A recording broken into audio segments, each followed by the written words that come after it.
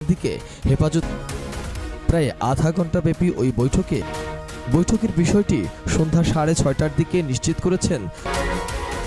তিনি জানিয়েছেন, ওই বৈঠকে হেফাজতের নেতারা জোরালোভাবে দুটি দাবি 2013 সাল থেকে আজ পর্যন্ত হেফাজতে ইসলাম বাংলাদেশের নেতাকর্মীদের নামে দায়েরকৃত সব মিথ্যা মামলা প্রত্যাহার করতে হবে। বৈঠকে উপস্থিত নেতারা জানিয়েছে, তারা সরকারের প্রতি সুস্পষ্ট বার্তা তুলে ধরে বলেন, ঈদুল ফিতরের আগে মাওলানা মামুনুল হকের মুক্তি যদি না দেয়া হয়, তাহলে শীর্ষ নেতাদের পরামর্শক্রমে হেফাজত কঠোর কর্মসূচি ঘোষণা করে মাঠে নামতে বাধ্য হবে।